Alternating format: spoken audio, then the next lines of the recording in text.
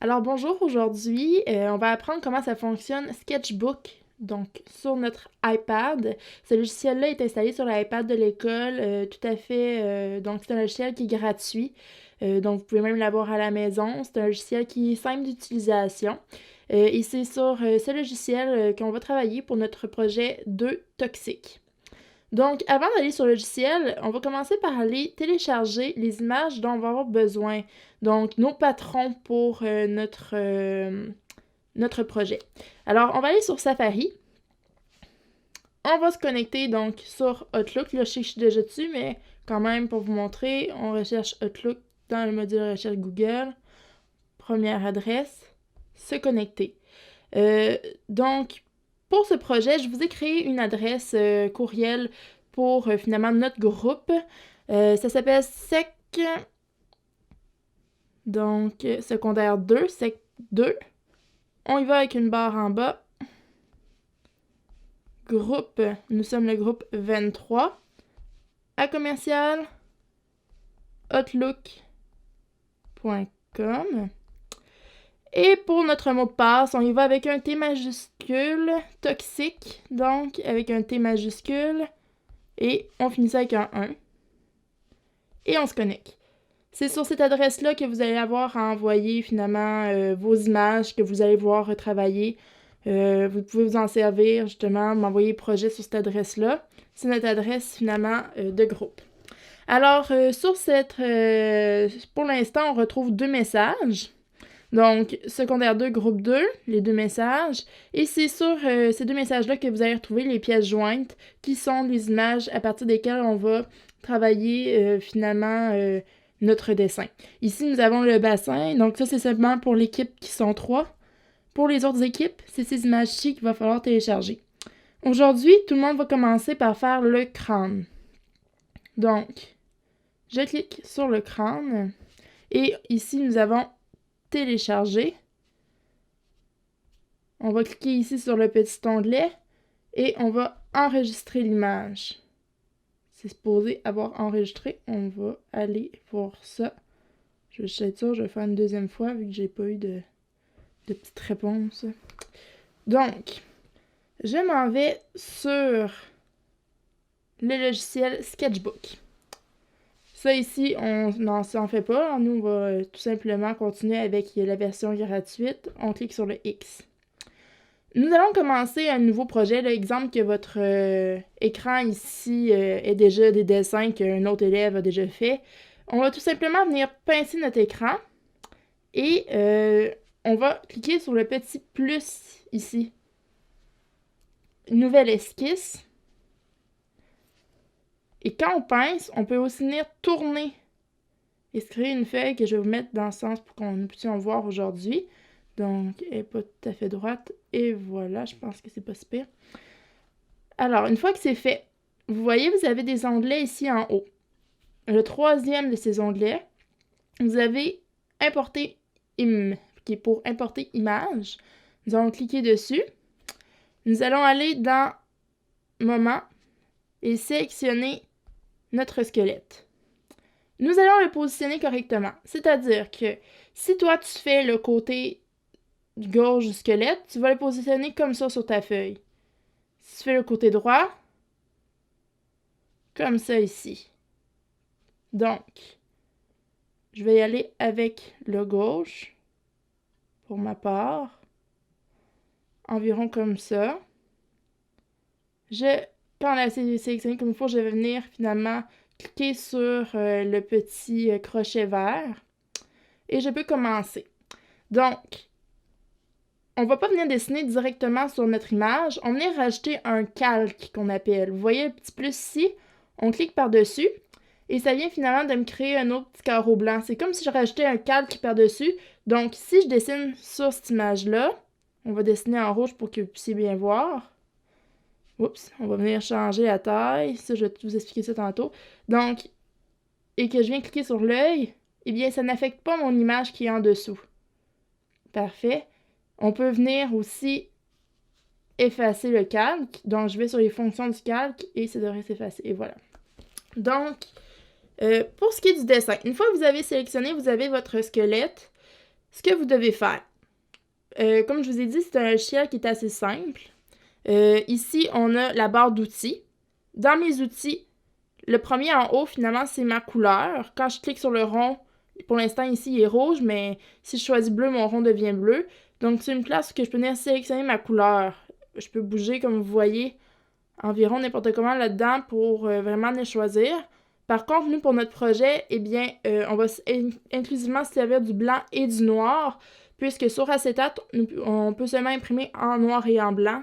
Et on veut finalement que les couleurs se retrouvent sur notre carton avec la peinture. Donc, pour le dessus, c'est seulement en noir et en blanc et on va créer des contrastes comme ça. Donc, je vais me mettre en noir.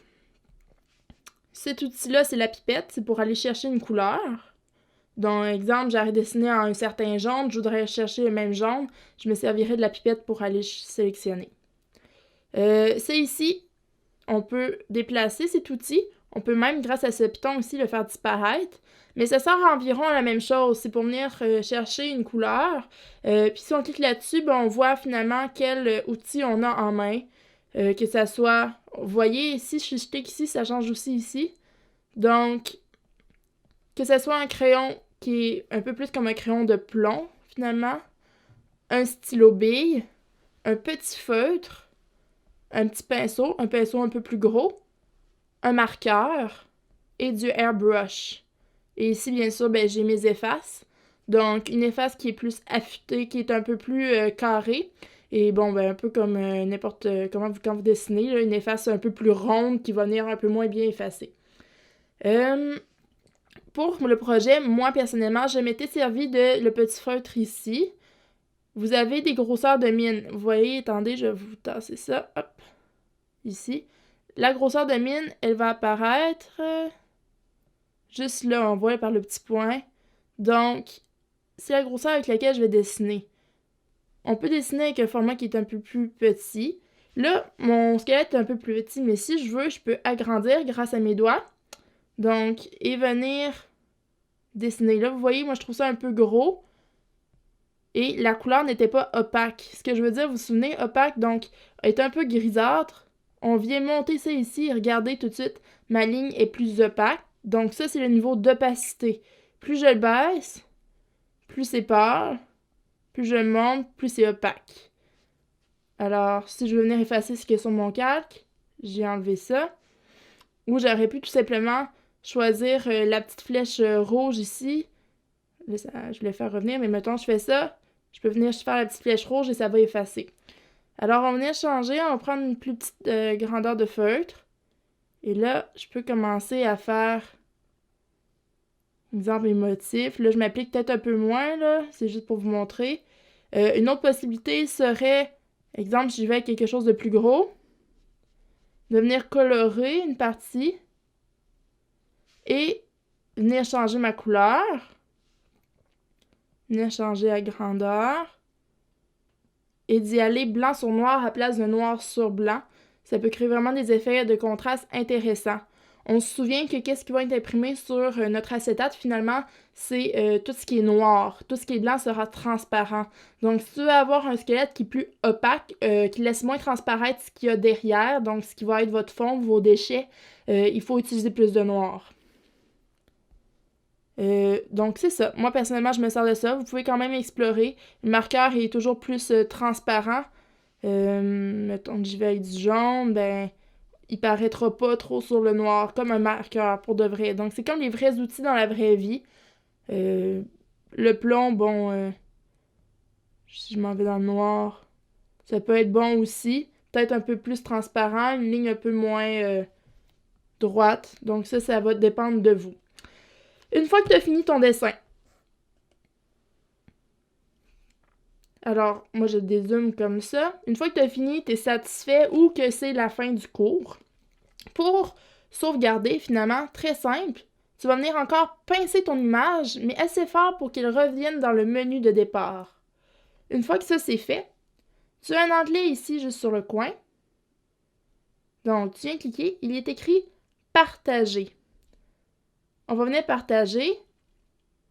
Et on pourrait envoyer par email, mais vu que ça ne fonctionne pas tout à fait comme ça, on va enregistrer finalement notre image. enregistrer l'image. On va retourner sur Outlook. Vous pouvez y aller avec l'adresse finalement de notre groupe, aucun problème.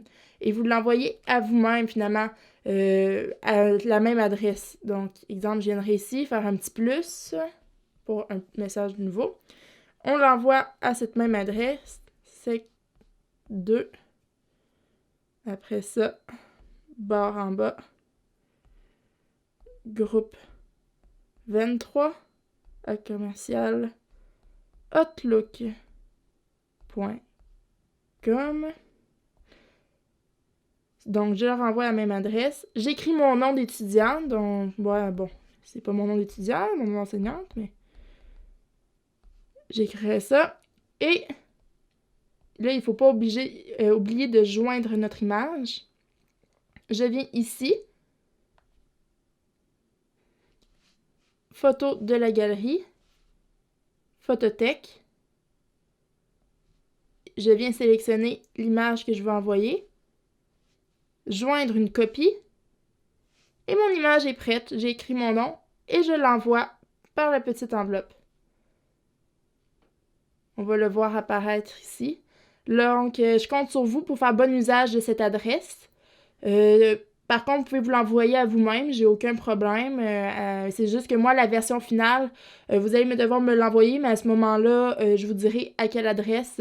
Ça sera à l'adresse finalement art avec un S, plastique avec un S, barre en bas, ESSC à commercial outlook.com, mais ça, on y reviendra. Et voilà, donc j'espère que vous avez apprécié notre petit logiciel. Une autre petite chose, tout simplement, si vous voulez retourner sur votre image, si elle est encore là, on revient claponner, puis on peut continuer, on peut recréer des calques par-dessus pour dessiner. Si vous n'avez pas fini votre dessin aujourd'hui, vous allez tout simplement aller retécharger la photo de où est-ce que vous étiez rendu, la recopier, etc. Si je vais là-dessus, on peut aussi voir finalement, je vais rien pincer, les autres projets que j'avais fait, donc le crâne qui a été fait là-dessus, avec ce petit stylet, donc nous allons tous avoir le même, votre numéro est gravé dessus. Alors on a toutes les parties. Et voilà. Alors bon projet à tous!